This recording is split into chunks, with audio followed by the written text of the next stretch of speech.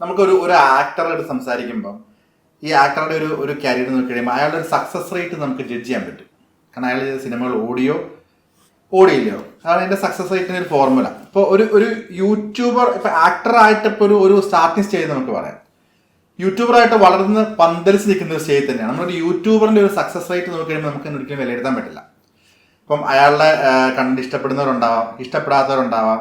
അയാൾക്ക് ചില കണ്ടന്റിൻ്റെ അകത്ത് പുറത്തുനിന്ന് ഇപ്പോൾ നമുക്കൊരു 1 മില്യൺ വ്യൂ കിട്ടുന്ന ഒരു സാധനം നമ്മൾ പറയും അയ്യോ ഭയങ്കര വ്യൂ ആണെന്ന് പറയും. ചിലപ്പോൾ അതിൻ്റെ റവന്യൂ ചിലപ്പോൾ 5 ലക്ഷം കിട്ടിയതിനേക്കാൾ കുറവായിരിക്കും, റിട്ടൻഷൻ കുറവായിരിക്കും. ഈ ഒരു യൂട്യൂബറുടെ ഒരു സക്സസ് റേറ്റ് അതെങ്ങനെയാണ് ഇത് വാല്യൂ ചെയ്യുന്നത്?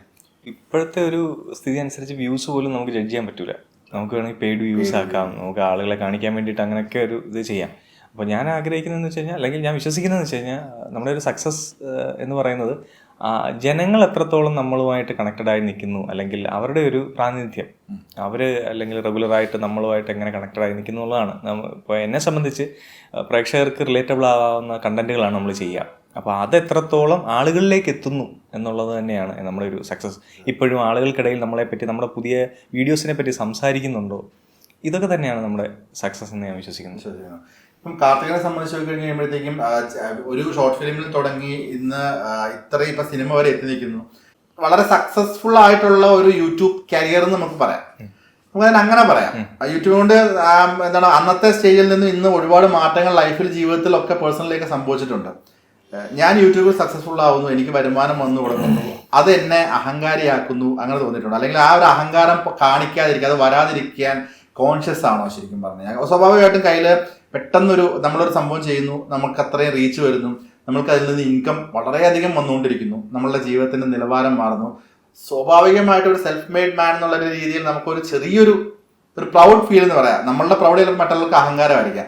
അത് റിഫ്ലക്ട് ചെയ്യാതിരിക്കാൻ വേണ്ടി ശ്രമിക്കാറുണ്ട്. അപ്രതീക്ഷിതമായ ചില ഇങ്ങനെയുള്ള സംഭവങ്ങളൊക്കെ നമുക്ക് വരുമ്പോൾ അത് നമ്മളൊക്കെ എങ്ങനെ ഹാൻഡിൽ ചെയ്യണമെന്ന് അറിയാത്ത സിറ്റുവേഷൻസ് ഉണ്ടായിട്ടുണ്ട്. നമുക്കൊരു പെട്ടെന്നൊരു ഹൈപ്പായാലും, അല്ലെങ്കിൽ സാമ്പത്തികമായിട്ടുള്ള നമ്മുടെ ഒരു ഇതാണെങ്കിലും, അതൊക്കെ നമുക്ക് എങ്ങനെ ഹാൻഡിൽ ചെയ്യണമെന്ന് അറിയാത്തതിൻ്റെതായ ബുദ്ധിമുട്ടുകൾ നമുക്കുണ്ടായിട്ടുണ്ട്. പിന്നെ ഈ അഹങ്കാരമൊന്നും അല്ലെങ്കിൽ മറ്റുള്ള കാര്യങ്ങളൊക്കെ അതിപ്പോൾ നമുക്കിപ്പോൾ ഒരു ഹൈപ്പിൽ നിൽക്കുകയാണെങ്കിലും അല്ലെങ്കിലും ഒക്കെ അത് പ്രേക്ഷകർ അവരുടെ കാഴ്ചപ്പാടാണ്, ഒരാളുടെ കാഴ്ചപ്പാടാണ്. അതിപ്പോൾ നമ്മൾ ഒരാളെ നോക്കി ഭയങ്കരമായി ചിരിച്ച് സംസാരിച്ചാലും മിണ്ടിയില്ലേലും പറയാനുള്ളത് അത് വരിക തന്നെയും.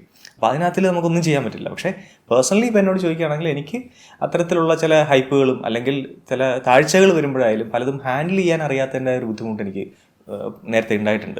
അത് നമ്മൾ ആ സിറ്റുവേഷനിലൂടെ പഠിച്ചാണ് മുന്നോട്ട് പോയിട്ടുള്ളത്. ഓക്കെ. ഈ ഒരു വലിയൊരു ഹൈപ്പ് വരുന്നു, അത് പലയിടത്തും പറഞ്ഞിട്ടുള്ളതാണ്, ഷോർട്ട് ഫിലിം ഇട്ട് അത് പറഞ്ഞിട്ടുള്ളതാണ്.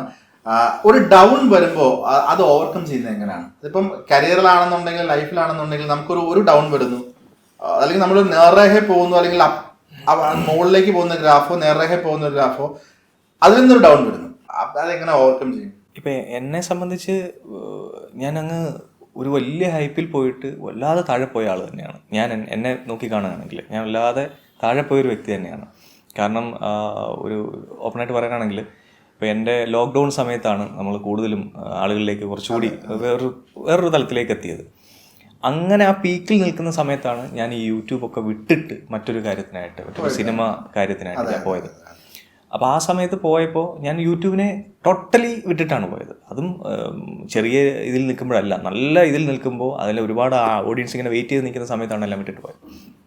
അപ്പോൾ അവിടെ ചെന്നപ്പോൾ ഞാൻ പോയ കാര്യത്തിൽ എനിക്ക് കുറച്ച് കൺഫ്യൂഷൻസും കാര്യങ്ങളൊക്കെ ടുവേർഡ്സ് ഉണ്ടായപ്പോൾ സംഭവിച്ചിട്ട് നേരെ തിരിച്ചു വന്നപ്പോഴത്തേക്ക് മൊത്ത സ്ഥിതിഗതികൾ മാറിയിരുന്നു. ഒരു ലോക്ക്ഡൗൺ കഴിഞ്ഞതോടുകൂടി നമ്മുടെ സോഷ്യൽ മീഡിയയിൽ, ഓൺലൈൻ മീഡിയയിൽ എല്ലാം വല്ലാത്ത മാറ്റങ്ങൾ ഉണ്ടായിട്ടുണ്ട്. അപ്പോൾ അവിടുന്ന് എനിക്ക് പഴയ ഒരു ഇതിലേക്ക് എത്താനായിട്ട് ഞാൻ കുറേ സ്ട്രഗിൾ ചെയ്തിട്ടുണ്ട്. അപ്പോൾ അതിൽ നമുക്ക് ചെയ്യാൻ പറ്റുന്ന ഒരു കാര്യം എന്ന് പറഞ്ഞാൽ ഹാർഡ് വർക്ക് മാത്രമാണ്. നമ്മൾ ചെയ്തുകൊണ്ടിരുന്ന പ്രൊഫഷനിൽ തന്നെ നമ്മൾ കുറച്ചുകൂടി പണിയെടുക്കുക, അല്ലെങ്കിൽ ആത്മാർത്ഥതയോടെ നിൽക്കുക എന്നുള്ളതാണ്. അല്ലാതെ അതിനകത്ത് പ്രത്യേകിച്ച് തിരിച്ചു വരാനായിട്ട് വേറെ മാർഗ്ഗങ്ങളൊന്നുമില്ല. ഇപ്പോൾ ദൈവം സഹായിച്ച എന്നെ സംബന്ധിച്ച് ഞാൻ അതിൽ തന്നെ ഒന്നുകൂടെ പണ്ടത്തേനേക്കാൾ എഫേർട്ട് ഇട്ട് നിന്നു, കുറച്ചുകൂടി കാര്യങ്ങളിലേക്കൊന്ന് ഇൻവോൾവ് ആയി. അപ്പോൾ അതുകൊണ്ടൊക്കെയാണ് ഈ ഒരു സിനിമ അടക്കം നമ്മളിലേക്ക് എത്തിയെന്ന് വിശ്വസിക്കുന്നത്. ജീവിതത്തിലൊരു ഡൗൺ വരുമ്പോൾ അത് ഓവർകം ചെയ്യുന്നത് എങ്ങനെയാണ്? കരിയറിൽ നമുക്ക് ഹാർഡ് വർക്ക് ചെയ്താൽ മതി, ലൈഫിലൊരു ഡൗൺ വരുമ്പോഴോ?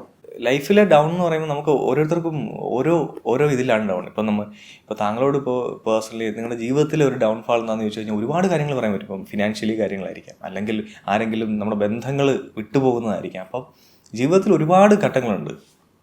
ഈ ഡൗൺഫാൾ എന്ന് വെച്ച് കഴിഞ്ഞാൽ ഒരുപാട് ഏരിയാസ് ഉണ്ട്. അപ്പോൾ അങ്ങനെ നോക്കുകയാണെങ്കിൽ പേഴ്സണലി ഞാൻ എൻ്റെ ലൈഫിലെ ഡൗൺഫാൾ അല്ലെങ്കിൽ ലൈഫിലെ തകർച്ചകൾ ഞാൻ വിശ്വസിക്കുന്നത് നല്ല ബന്ധങ്ങൾ നമ്മളിൽ നിന്ന് പോകുന്നത് തന്നെയാണ് ഞാൻ വിശ്വസിക്കുന്നത്. അപ്പോൾ അതിന് നമുക്ക് എന്ത് ചെയ്യാൻ പറ്റും? എനിക്ക് അതിനൊരു ഉത്തരവെന്ന് പറയാനില്ല. അത് എൻ്റെ ലൈഫിൽ അങ്ങനെ സംഭവിച്ചിട്ടുണ്ട്. ഒരുപാട് നല്ല ബന്ധങ്ങൾ നമ്മളിൽ നിന്ന് വിട്ടുപോയിട്ടുണ്ട്. അപ്പോൾ അതൊക്കെയെന്ന് വെച്ച് കഴിഞ്ഞാൽ നമുക്ക് എന്തൊരു ഇഷ്യൂ, അത് പേഴ്സണൽ അല്ലെങ്കിൽ ഒരു പേഴ്സൺ റിലേറ്റഡ് ആയിട്ടുള്ളൊരു ഇഷ്യൂ നമുക്ക് വരുമ്പോൾ നമ്മളിപ്പോഴും നമ്മളുടെ ഭാഗത്തെ ന്യായത്തെ പറ്റി സംസാരിക്കും. നമ്മൾ തന്നെയായിരിക്കും ന്യായമുള്ള ആൾ. പക്ഷെ അത് മാറ്റി ചിന്തിച്ച് തുടങ്ങിയപ്പോൾ തൊട്ടാണ് എൻ്റെ കൂടെ ആളുകൾ കുറച്ചെങ്കിലും നിൽക്കാൻ തുടങ്ങിയത്. കാരണം അനാവശ്യമായ കുറച്ച് പിടിവാശികളും കുറച്ച് കാര്യങ്ങളൊക്കെ ഉണ്ടായിരുന്ന ഒരു വ്യക്തിത്വം തന്നെയായിരുന്നു നമ്മൾ. അപ്പം നമ്മളിൽ നിന്നും ആരെങ്കിലുമൊക്കെ പോയിട്ടുള്ളതൊക്കെ നമ്മുടെ കൂടെ കുറച്ച് കുഴപ്പം കൊണ്ടാണെന്ന് നമ്മൾ തിരിച്ചറിഞ്ഞ ഒരു മൊമെന്റ് തൊട്ടാണ് കുറച്ചെങ്കിലും ആൾക്കാരുമായിട്ട് ഇപ്പോൾ ഒക്കെ ആയിട്ട് പോകുന്നത്. ഈ തെറ്റ് നമ്മളുടെ ഭാഗത്തും ഉണ്ടായിരുന്നു എന്നുള്ള ഒരു തിരിച്ചറിവ്, അത് ആ റിയലൈസേഷൻ വരാനുള്ള റീസൺ എന്താണ്? നമ്മുടെ ലൈഫിൽ ഉണ്ടാകുന്ന സെയിം ഇൻസിഡൻറ്റുകൾ റിപ്പീറ്റ് ചെയ്യപ്പെടുമ്പോൾ, ഒരേ ഇൻസിഡൻറ്റുകൾ പല ആളുകൾ റിപ്പീറ്റ് ചെയ്യപ്പെടുമ്പോൾ അത് നമ്മൾ തന്നെ നമ്മളോട് ചോദിച്ചു പോകും. ഒരേ കാരണം കൊണ്ട് പല ആളുകൾ നമ്മുടെ ഭാഗത്തുനിന്ന് പോകുമ്പോൾ ഇവരെല്ലാം പോകുമ്പോൾ പറയുന്നത് കാരണങ്ങൾ സെയിമാണ്. അങ്ങനെ നോക്കുമ്പോൾ അത് കുറച്ച് റിപ്പീറ്റഡ് ആകുമ്പോൾ നമ്മുടെ ഭാഗത്ത് തന്നെയാണ് അത് പ്രശ്നം നമുക്ക് മനസ്സിലാവും. അപ്പോൾ അങ്ങനെ തന്നെയാണ് പിന്നെ അത് റിയലൈസ് ചെയ്തത്. ഈ റിയലൈസേഷൻ പീരീഡ് കഴിഞ്ഞ് കഴിയുമ്പോൾ നമുക്ക് വരുന്ന മറ്റൊരു സ്റ്റേജ് ഉണ്ട്. നമുക്ക് ഈ നമ്മൾ കുമ്പസാരിക്കപ്പെടുക എന്ന് പറയുന്ന ആ ഒരു വേർഡ് കറക്റ്റാണെന്ന് അറിയില്ല. നമ്മളിൽ നിന്ന് വിട്ടുപോയ ആളുടെ അടുത്ത് നമ്മൾ സംസാരിക്കുക, എൻ്റെ ഭാഗത്തായിരുന്നു മിസ്റ്റേക്ക്, നീ ആയിരുന്നു ശരി എന്ന് പറയുന്നത് വലിയൊരു ക്വാളിറ്റിയാണ്. അങ്ങനെ ശ്രമിച്ചിട്ടുണ്ടോ? ഇപ്പം ഏത് പ്രണയമോ അല്ലെങ്കിൽ സൗഹൃദമോ എന്തിലും ആയിക്കൊള്ളട്ടെ, പിരിഞ്ഞു പോയ ഒരാളുടെ അടുത്ത് അത് പോയി ഏറ്റു പറയുക, ഇത് അന്ന് എൻ്റെ തെറ്റായിരുന്നു, ഞാൻ റിയലൈസ് ചെയ്യുന്നു എന്ന് അങ്ങനെ ഒരു മൂവ്മെന്റ് ഉണ്ടായിട്ടുണ്ടോ ലൈഫിൽ? ചേർത്ത് നിർത്താൻ ശ്രമിച്ചിട്ടില്ലേ ഇപ്പോൾ പിരിഞ്ഞു പോയവരെ? ലൈഫിൽ ഏറ്റവും കൂടുതൽ അല്ലെങ്കിൽ വിട്ടുപോയതിൽ വിഷമിക്കുന്ന ഒരാളുണ്ട്. അതിൽ ഇപ്പോൾ ചോദിച്ച പോലെ ഞാൻ തിരിച്ച് അവിടെ ചെന്ന് അപ്പോളജി ചെയ്തിട്ടുണ്ടോ അല്ലെങ്കിൽ ഇതെല്ലാം ചെയ്തിട്ടുണ്ടോ എന്ന് ചോദിച്ചാൽ നമ്മൾ പലവട്ടം ചെയ്തിട്ടുണ്ട്. അത് പല ആൾക്കാരുടെ അടുത്ത് ചെയ്തിട്ടുണ്ട്. പക്ഷേ ചിലരുടെ മൈൻഡിൽ ചിലരൊരു ഡിസിഷൻ എടുത്ത് വെച്ച് കഴിഞ്ഞാൽ പിന്നീട് അത് ചിലപ്പോൾ അത് എത്ര വർഷം കഴിഞ്ഞാൽ ചിലപ്പോൾ മാറണമെന്നില്ല. അത് നമ്മൾ അപ്പോളജി പറഞ്ഞാലോ അല്ലെങ്കിൽ കാല് പിടിച്ചാലോ ക്ഷമിച്ചാലോ ചിലർ ഒരു ഡിസിഷൻ വെച്ച് കഴിഞ്ഞാൽ ആ ഡിസിഷനിൽ നിന്ന് അത് മാറാൻ ഇച്ചിരി ബുദ്ധിമുട്ടാണ്. അവിടെ നമുക്ക് ആകെ കിട്ടുന്ന ഒരു ആശ്വാസം നമ്മൾ പോയി ക്ഷമ പറഞ്ഞു എന്നൊരു ആശ്വാസം മാത്രമേ ഉള്ളൂ. പിരിഞ്ഞു പോയൊരു പ്രണയം തിരിച്ച് വരാൻ വേണ്ടിയൊക്കെ ശ്രമങ്ങൾ ഉണ്ടായിട്ടുണ്ടല്ലേ?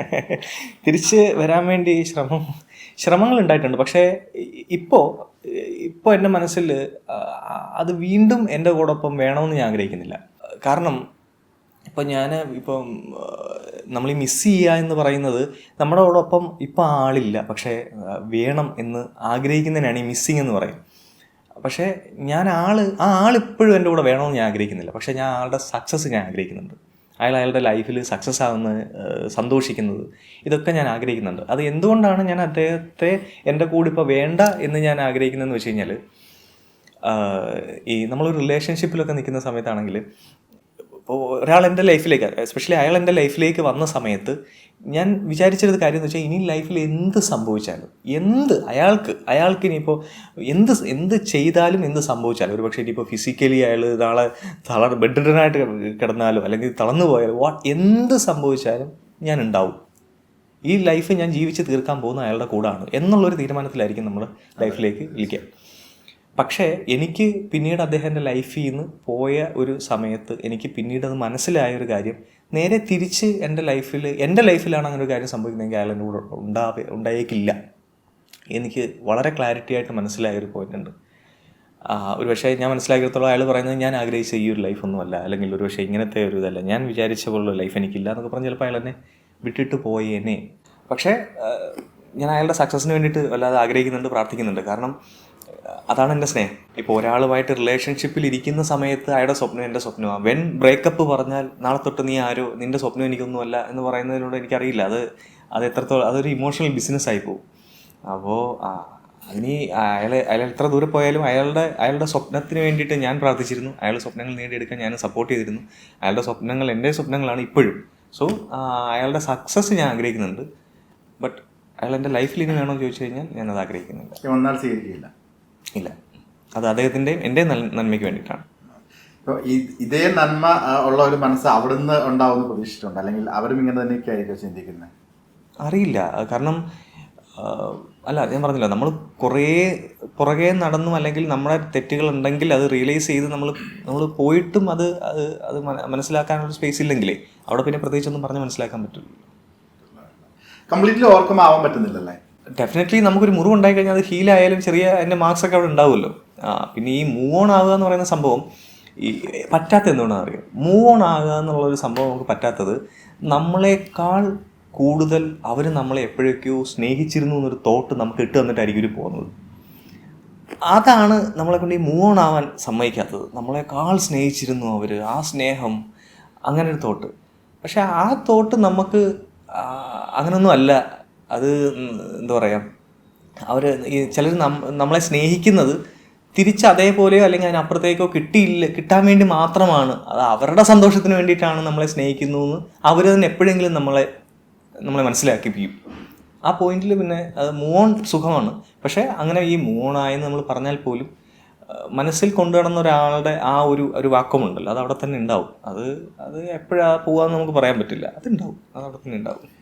അതിനുശേഷം ഒരു പ്രണയമൊന്നും അങ്ങനെ ഒരു ചിന്തകളോ അങ്ങനെയൊന്നും എന്താണ്? ഇല്ല, ഇനി അങ്ങനെ ഒരു സംഭവത്തെ പറ്റിയിട്ടൊന്നും ചിന്തിക്കാനുള്ളൊരു മൈൻഡ് സെറ്റ് ഇല്ല. കാരണം നമ്മൾ ഒരാൾ നമ്മുടെ ലൈഫിലേക്ക് വരുമ്പോൾ ഇനിയുള്ള ഫ്യൂച്ചർ ഫുള്ള് അതിൽ നമുക്ക് സംഭവിക്കാൻ സാധ്യതയുള്ള എല്ലാ നല്ല കാര്യങ്ങളിലും അയാളെ വെച്ച് നമ്മൾ മനസ്സിൽ കാണുമ്പോൾ, ഇപ്പോൾ ഒരു ട്രിപ്പ് പോകുന്നതാണെങ്കിൽ, അല്ലെങ്കിൽ ഏതെങ്കിലും സ്ഥലങ്ങളുടെ പേര് പറയുന്നതാണെങ്കിൽ, അല്ലെങ്കിൽ നമ്മുടെ ലൈഫിൽ ഉണ്ടാകുന്ന എന്തെങ്കിലും സക്സസ് ആണെങ്കിൽ, അല്ലെങ്കിൽ ഇപ്പോൾ ഫോർ എക്സാമ്പിൾ എൻ്റെ കാര്യമാണ്, ഈ നമ്മുടെ ഒരു സിനിമ ഇറങ്ങുമ്പോഴാണെങ്കിലും, നമ്മൾ ഒരുമിച്ചിരുന്ന് കാണുന്നതാണെങ്കിലും, അതിൻ്റെ പ്രൊമോഷൻ വർക്ക്സ് ആണ്, വാട്ട് എവർ, എല്ലാത്തിലും ഇനി അങ്ങോട്ട് ഫുൾ ഉണ്ടാകും എന്ന് പറയുന്നത് കൺസ്ട്രക്ട് ചെയ്ത് വെച്ച് ഒരാളെ വെച്ച് നമ്മൾ മനസ്സിൽ പ്ലാൻ ചെയ്ത് വെച്ച് കഴിഞ്ഞാൽ എനിക്ക് തോന്നുന്നില്ല അത് പെട്ടെന്ന് നമുക്ക് അതിനി മറ്റൊരാളെ പ്ലേസ് ചെയ്യാൻ പറ്റുന്നൊരു സിറ്റുവേഷൻ ഉണ്ടോ എന്ന് എനിക്കറിയില്ല. തോന്നുന്നില്ല. ഈ തെറ്റുകൾ എൻ്റേതും കൂടിയായിരുന്നു സമ്മതിക്കുന്നത് വലിയ മനസ്സാണ്. ഇങ്ങനത്തെ ഒരു ഫാന്റസി എലമെന്റ്, ഫാന്റസി എന്ന് പറയാൻ പറ്റുമെന്ന് അറിയാൻ, പക്ഷെ ഇങ്ങനെ ഒരു അങ്ങാണ്ട് ഒരു നാടുണ്ടായിരുന്നു, ആ നാട്ടിൽ ഇങ്ങനെയൊക്കെ സംഭവിച്ചിരുന്നു എന്ന് പറയുന്ന ഒരു ബാലർമക്കഥ പോലുള്ള വളരെ നേരത്തെ ഒരു കഥാലൈനാണ്. ഇങ്ങനെ ഒരു കഥാലൈൻ വന്നു കഴിഞ്ഞ് കഴിയുമ്പോൾ ഇതൊക്കെ നടക്കുന്നതാണോ, ഇത് വർക്ക്ഔട്ട് ആവും, അങ്ങനെ ഒരു തോട്ട് പ്രോസസ് ഉണ്ടായിരുന്നു? ശരിക്കും കൺഫ്യൂഷൻസ് ഉണ്ടായിരുന്നു? ഇല്ല, ഇപ്പോൾ എനിക്ക് കഥ കേട്ടപ്പോഴും എനിക്ക് അങ്ങനെയുള്ള സംഭവങ്ങളൊന്നും തോന്നിയില്ല. കാരണം പ്രത്യേകിച്ച് ഇത് മലയാളത്തിലായതുകൊണ്ട് തന്നെ നമുക്കിവിടെ അതിൻ്റെ ഒരു അക്സെപ്റ്റൻസ് ഉണ്ട്. ഇപ്പം കുഞ്ഞിരാമായണം എടുത്തു കഴിഞ്ഞാൽ സൽസാശാവും, സൽസമുക്ക്, അങ്ങനത്തെ ഒരു സംഭവം വരുന്നത് വെച്ചാൽ, അപ്പം അത് എന്തുകൊണ്ടാണ് നമുക്കതൊക്കെ എക്സ്പെരിമെന്റ് ചെയ്യാൻ പറ്റുന്നത് വെച്ച് കഴിഞ്ഞാൽ ഇവിടുത്തെ ഓഡിയൻസ് അത് അക്സെപ്റ്റ് ചെയ്യുന്നതുകൊണ്ട് തന്നെ. അപ്പം അങ്ങനെയുള്ളൊരു ഡൗട്ടൊന്നും ആസ് ആൻ ആക്ടർ എനിക്ക് തോന്നിയിട്ടില്ല. അവർക്കും അങ്ങനെ ഒരു ഇത് തോന്നിയിട്ടില്ല, ഇതുവരെ അങ്ങനെ കിട്ടിയിട്ടില്ല. ചില ലൈഫിൽ നമ്മൾ എടുക്കുന്ന ചില തീരുമാനങ്ങളൊക്കെ കുറച്ചുകൂടി ബെറ്റർ ആക്കി എടുക്കാമായിരുന്നു, അല്ലെങ്കിൽ അതങ്ങനെ ആയിരുന്നില്ല വേണ്ടതെന്ന് തോന്നുന്ന ഒരു ടൈം ചിലപ്പോൾ നമുക്ക് വരും. അപ്പോൾ അതങ്ങനെ ആയിരുന്നില്ല ചെയ്യേണ്ടത്. അങ്ങനത്തെ സമയമൊക്കെ വന്നിട്ടുണ്ടോ? ഇപ്പം അങ്ങനെ അത് കുറച്ചുകൂടി ബെറ്റർ ആക്കിയാൽ വേറെ മറ്റെന്തെങ്കിലും എൻ്റെ ആ ഒരു തീരുമാനം കുറച്ച് ബെറ്റർ ആയിരുന്നെങ്കിൽ ഒരുപാട് മാറ്റങ്ങൾ വേറെ രീതിയിൽ സംഭവിച്ചേനെ. അങ്ങനത്തെ മൊമെന്റ്സ് ഒക്കെ ലൈഫിൽ ഉണ്ടായിട്ടുണ്ടോ? അങ്ങനെ നമുക്ക് ചിന്തിക്കാനേ പറ്റൂ. പക്ഷേ അത് മാറ്റിയിരുന്നെങ്കിൽ എന്തായിരിക്കും സംഭവിക്കുക എന്ന് നമുക്ക് പറയാൻ പറ്റില്ല. അത് നമ്മളുടെ ഒരു ശുഭപ്രതീക്ഷ മാത്രമാണ്. ഇപ്പം എൻ്റെ ലൈഫിൽ അങ്ങനത്തെ ഒരു ഇൻസിഡൻറ്റ് പെട്ടെന്ന് പറയാനാണെങ്കിൽ, ഞാൻ തെലുങ്കിൽ പോയി ഒരു പടം ചെയ്തത്, ഞാൻ കുറച്ച് മുമ്പേ മെൻഷൻ ചെയ്ത പോലെ അത്രയും പീക്കിൽ നിൽക്കുന്ന ഒരു സമയത്ത് ഞാൻ തെലുങ്കിൽ പോയി പടം ചെയ്തില്ലായിരുന്നെങ്കിൽ ഞാനിവിടെ കുറച്ചുകൂടി ഇങ്ങനെ നമ്മുടെ പ്രതീക്ഷ മാത്രമാണ്. അന്നേരം എന്താണെന്ന് നമുക്ക് സംഭവിക്കാൻ പോകുക, അല്ലെങ്കിൽ മുന്നോട്ടുള്ള യാത്ര നമുക്ക് അറിയില്ല. അത് ചില ഒരു ഫിക്ഷണൽ സ്റ്റോറി പോലെയാണ്. ഇപ്പോൾ ഇതിൽ നിന്ന് ഇങ്ങോട്ട് മാറ്റി വെച്ച് കഴിഞ്ഞാൽ ഇവിടെ എന്താ സംഭവിക്കുക, ചിലപ്പോൾ ഇതിലും വലുതായിരിക്കും ചിലപ്പോൾ ഇപ്പുറത്തിരിക്കുന്നത്, നമുക്കത് പറയാൻ പറ്റില്ല. അപ്പം ലൈഫിൽ നമ്മുടെ മുമ്പിൽ വരുന്നതെല്ലാം നമ്മൾ ചെയ്യേണ്ട കാര്യങ്ങൾ തന്നെയായിരുന്നു എന്ന് എനിക്ക് അതോടെയാണ് അത് മനസ്സിലായത്. അങ്ങനത്തെ കാരണം ഞാൻ അതിനെക്കുറിച്ച് റിഗ്രറ്റ് ചെയ്തിട്ടുണ്ട്. ഈ പോയില്ലായിരുന്നെങ്കിൽ ഇങ്ങനെ ആയിരിക്കും, അത് കുറേ ചിന്തിച്ചിട്ടുണ്ട് ഞാൻ. പക്ഷേ അപ്പോഴൊക്കെ എൻ്റെ ഒരു സ്പിരിച്വൽ ഗുരു ഉണ്ട്. അപ്പോൾ അദ്ദേഹം എനിക്ക് പറഞ്ഞു തന്നതെന്ന് വെച്ച് കഴിഞ്ഞാൽ, അത് പോയില്ലായിരുന്നെങ്കിൽ ഇവിടെ അതിലും വലുതായിരിക്കാം, അല്ലെങ്കിൽ വേറെന്തെങ്കിലും പോസിറ്റീവ് ആയിരിക്കാം എന്ന് നമ്മുടെ തോട്ട് മാത്രമാണ്. അല്ലാണ്ട് സംഭവിക്കാം, അതിനേക്കാൾ വേഴ്സ്റ്റും ആവാം. അപ്പോൾ നമ്മുടെ ലൈഫിൽ നമ്മുടെ മുൻപിൽ വരുന്ന കാര്യങ്ങളെ നമ്മളത് ഹാൻഡിൽ ചെയ്യാന്നുള്ളതേ ഉള്ളൂ. അല്ലാതെ ഇതിനേക്കാൾ അല്ലെങ്കിൽ അത് ചെയ്തിരുന്നെങ്കിൽ ഇങ്ങനെ ആയേനെ അങ്ങനെയൊന്നുമില്ല. ഓക്കെ. ഈ സ്പിരിച്വൽ ഗുരു എന്ന് പറഞ്ഞു കഴിയുമ്പം അതൊന്നൊരു എക്സ്പ്ലെയിൻ ചെയ്യണം. സ്പിരിച്വൽ ഗുരു എന്ന് പറയുമ്പോൾ എനിക്ക് ചെറുപ്പം തൊട്ടേ ഈ സ്പിരിച്വാലിറ്റി അല്ലെങ്കിൽ അതിലോട്ടൊക്കെ താല്പര്യം തോന്നിയിരുന്നു. എൻ്റെ ചില ഡൗട്ട്സൊക്കെ ഇപ്പോൾ എസ്പെഷ്യലി എൻ്റെ വല്യച്ഛൻ സ്പിരിച്വാലിറ്റി ആയിട്ടൊക്കെ ഇച്ചിരി ബന്ധമുള്ള ആളാണ്. അദ്ദേഹം കല്യാണമൊന്നും കഴിച്ചിട്ടില്ല. അദ്ദേഹം തീർച്ചയായിട്ടും ഈ സ്പിരിച്വൽ ഇതിൽ തന്നെ നിൽക്കണം എന്നുള്ള ആത്മീയതയിൽ നിൽക്കണം എന്നുള്ളൊരാഗ്രഹമാണ്. അപ്പോൾ ഞാനായാലും അദ്ദേഹത്തിനോട് നമ്മൾ മുമ്പേ ചില ഡൗട്ട്സൊക്കെ ചോദിക്കുക, നമ്മുടെ ചില തോട്ട്സ്. അപ്പോൾ അതൊക്കെ ചോദിക്കുമ്പോൾ അങ്ങനെയാണ് ഇതിലോട്ടൊരു ഇൻട്രസ്റ്റ് ഒക്കെ വന്നത്. സ്പിരിച്വാലിറ്റി എന്താണ്, അപ്പോൾ അതിലേക്ക് എന്തിനാണ് പോകേണ്ടത്, അങ്ങനെയൊക്കെയുള്ള രീതിയിൽ ഉള്ളിൽ കുറച്ച് തോട്ട്സും കാര്യങ്ങളൊക്കെ വന്നപ്പോൾ നമ്മൾ അങ്ങനെയാണല്ലോ ഒരു കാര്യത്തെപ്പറ്റി നമ്മൾ ഭയങ്കരമായി റിസർച്ച് ചെയ്യുകയോ അല്ലെങ്കിൽ അതിലേക്ക് ഭയങ്കരമായി നമ്മുടെ ആഗ്രഹം പോകുമ്പോൾ അതിന് വേണ്ട ആളുകളെ നമുക്ക് മുമ്പിൽ കൊണ്ടുതരുന്ന പോലെ അതിൽ നമുക്ക് ഗൈഡ് ചെയ്യാനായിട്ട് കുറച്ച് ആളുകൾ നമ്മുടെ ലൈഫിലേക്ക് വന്നു എന്നുള്ളതാണ്. അപ്പോൾ എൻ്റെ ഏറ്റവും വലിയൊരു സംശയമായിരുന്നു, ഇപ്പോൾ നമ്മുടെ ഡേ ടു ഡേ ലൈഫ് എന്ന് പറയുന്നത് നമ്മളിൽ ആഗ്രഹിക്കുന്ന ഒന്നും നടക്കാത്തത് കൊണ്ട് മാത്രമാണ് നമ്മൾ ഓരോ ദിവസവും ഹാപ്പി ആയിട്ട് സർവൈവ് ചെയ്യുന്നതെന്നാണ് ഞാൻ വിശ്വസിക്കുന്നത്. കാരണം നമ്മൾക്ക് എന്തൊക്കെയോ നമുക്ക് നേടാനുണ്ട് കുറച്ച് കാര്യങ്ങൾ, അത് നേടിയെടുക്കാൻ വേണ്ടി അല്ലെങ്കിൽ നമ്മൾ വിചാരിച്ച പോലെ കാര്യങ്ങൾ ഇപ്പം നമുക്ക് നേടാൻ പറ്റിയിട്ടില്ല എന്നതുകൊണ്ട് മാത്രമാണ് നമുക്ക് അടുത്ത ദിവസവും അതിൻ്റെ അടുത്ത ദിവസവും ഒക്കെ നമുക്ക് ഇങ്ങനെ ജീവിക്കാൻ തോന്നുന്നത്. നമ്മൾ ആ തോട്ടാണെന്ന് വെച്ചാൽ നമ്മൾ വിചാരിച്ചതെല്ലാം നമ്മൾ നേടിയെന്നിരിക്കട്ടെ, എക്സൈറ്റ്മെന്റ് ഇല്ല. പിന്നെ അടുത്ത ദിവസത്തിലേക്ക് നമുക്ക് ഭയങ്കര സന്തോഷമായിട്ടൊരു അടുത്ത നാളെ എന്താണെന്ന് അറിയാത്തത് കൊണ്ടും നാളെ എന്തൊക്കെയോ നമുക്ക് കിട്ടാനുണ്ട് എന്നുള്ള തോന്നലുകൊണ്ടാണ് നമുക്ക് ഭയങ്കരമായിട്ട് വൈബ്രൻ്റ് ആയിട്ട് നിൽക്കാൻ പറ്റുന്നത് എനിക്ക് തോന്നിയിട്ടുണ്ട്. അപ്പോൾ ഞാൻ ഒരിക്കലും എൻ്റെ ഇദ്ദേഹത്തോട് ചോദിച്ചത് ഇതാണ്, ഈ സ്പിരിച്വൽ ഗുരു അല്ല അദ്ദേഹവും എൻ്റെ ഒരു സ്പിരിച്വൽ ഗുരുവാണ്. അദ്ദേഹം എൻ്റെ സ്പിരിച്വൽ കാര്യങ്ങളൊക്കെ പറഞ്ഞു തന്നൊരു ഗുരു തന്നെയാണ്. അപ്പോൾ എനിക്ക് എൻ്റെ ഉള്ളിലുണ്ടായ ഒരു ചോദ്യം, ആദ്യമായിട്ട് ഉണ്ടായിരുന്ന ഒരു ചോദ്യം എന്ന് വെച്ച് കഴിഞ്ഞാൽ, ഇപ്പോൾ നമുക്ക് എല്ലാവർക്കും ഓരോ സ്വപ്നങ്ങളുണ്ട്. ഇപ്പോൾ പേഴ്സണൽ ലൈഫിലായാലും പ്രൊഫഷണൽ ലൈഫിലായാലും ഇങ്ങനെയൊക്കെ ഒരു സ്വപ്നങ്ങളുണ്ട്. ഇതിൽ നമ്മൾ വിചാരിക്കുന്ന ഹൈറ്റിൽ എത്തിയെന്ന് വെക്കുക, നമ്മൾ വിചാരിക്കുന്ന ഒരു ഹൈറ്റിൽ എത്തി എന്ന് വിചാരിക്കുക, ഇത് കഴിഞ്ഞെന്താണ്? ഇപ്പോൾ എനിക്ക് കുറേ പണം വേണമെന്നാണ് എൻ്റെ ആഗ്രഹം, ഞാൻ കുറേ പണം സമ്പാദിച്ചു, ഞാൻ വിചാരിക്കുന്ന കാര്യങ്ങളൊക്കെ ആൾമോസ്റ്റ് ഓക്കെയാണ്, അല്ലെങ്കിൽ എൻ്റെ അക്കൗണ്ടിൽ എനിക്ക് ഇത്ര കോടി രൂപയാണ് എനിക്ക് വേണമെന്ന് ഞാൻ ആഗ്രഹിക്കുന്നത്, എനിക്ക് ഇത്ര കിട്ടി, ഇതിന് ശേഷം എന്താണ്? ഈ ശേഷം എന്താണ് എന്നെ ജീവിക്കാൻ പ്രേരിപ്പിക്കുന്നത് എന്താണ്? ഇങ്ങനെയൊക്കെയുള്ള കുറേ തോട്ട്സൊക്കെ എനിക്ക് വന്നിട്ടുണ്ടായിരുന്നു. അപ്പോൾ അങ്ങനെ വന്നപ്പോഴാണ് ഞാൻ ഇങ്ങനെയുള്ള കുറേ ഗുരുക്കന്മാരെ പരിചയപ്പെടാനും അവരുടെ സ്പിരിച്വൽ തോട്ട്സിൽ അല്ലെങ്കിൽ എനിക്കുള്ള ഉത്തരങ്ങൾ കിട്ടി. അങ്ങനെയാണ് ഞാനിങ്ങനെ ആ സ്പിരിച്വൽ ഗുരു എന്ന് മെൻഷൻ ചെയ്യാൻ കാര്യം അതാണ്. അത് ആരാണെന്ന് പറയാൻ പേഴ്സണൽ ആയതുകൊണ്ട് ഞാൻ പറയുന്നില്ല. ഓക്കെ, അദ്ദേഹത്തിനെ എങ്ങനെയാണ് സ്പിരിച്വൽ ഗുരു ആക്കിയത്? എന്താണ് അതിൻ്റെ ആ ഒരു എന്ത് ക്വാളിറ്റി ആയിരിക്കും? ഒരു പക്ഷേ ഒരാളെ ഇദ്ദേഹമാണ് എൻ്റെ, അല്ലെങ്കിൽ ഇദ്ദേഹത്തിനെയാണ് ഒരു പക്ഷേ ഞാൻ ഫോളോ ചെയ്യേണ്ടത്, അങ്ങനെ ഡിസിഷൻ എടുക്കാനുള്ള റീസൺ? അതായത് കുറച്ച് മുമ്പേ പറഞ്ഞ പോലെ നമ്മുടെ ഉള്ളിലെ ചില ഡൗട്ട്സിനെ നമുക്ക് സാറ്റിസ്ഫൈ ആവുന്ന രീതിയിൽ ഉത്തരം തരാൻ കഴിയുന്ന, അല്ലെങ്കിൽ നമുക്കൂടെ സാറ്റിസ്ഫൈ ആവുന്ന രീതിയിൽ ഒരുപാട് പേർക്ക് നമ്മുടെ ചോദ്യങ്ങൾക്ക് ഉത്തരം തരാൻ പറ്റും. പക്ഷേ ഡൗട്ടിൻ്റെ ഒരു എലമെൻറ്റ് നമ്മുടെ മനസ്സിൽ കിടക്കാതെ പിന്നീട് ഒരു ചോദ്യം കൂടെ ചോദിക്കേണ്ടി വരുന്നില്ല. ഇപ്പം ഞാൻ താങ്കളോട് ഒരു ഡൗട്ട് ചോദിക്കുന്നു, ആ ഡൗട്ടിൽ താങ്കൾക്കൊരു ഉത്തരം കാണും, പക്ഷേ ഈ ഉത്തരം കിട്ടി എന്ന് പറഞ്ഞ് പോകുമ്പോഴും അത് പക്ഷേ അങ്ങനെ ആയാലും ഇങ്ങനെ 10 ചോദ്യം നമുക്ക് പിന്നെയും തോന്നരുത്. അപ്പോൾ എനിക്ക് മനസ്സിൽ തോന്നിയ ഒരുപാട് ചോദ്യങ്ങൾക്കുള്ള ഉത്തരം തന്നൊരു വ്യക്തിത്വമാണ്. അപ്പോൾ അങ്ങനെയാണ്. അപ്പോൾ തീർച്ചയായിട്ടും നമ്മുടെ ചോദ്യങ്ങൾക്ക് ഉത്തരം തരുന്നത്, നമ്മളെ ഗൈഡ് ചെയ്യുന്ന ആരും നമ്മുടെ ഗുരുവാണെന്നാണ് ഞാൻ വിശ്വസിക്കുന്നത്. അപ്പോൾ അങ്ങനെ ഉള്ള ഇതിൽ തന്നെയാണ്. അങ്ങനെ എനിക്ക് ഒരു ഗുരു മാത്രമല്ല, സ്പിരിച്വൽ ഇതിൽ മൾട്ടിപ്പിൾ എനിക്ക് ഗുരുസ് ഉണ്ട്, ഒരുപാട് ഗുരുക്കന്മാരുണ്ട്.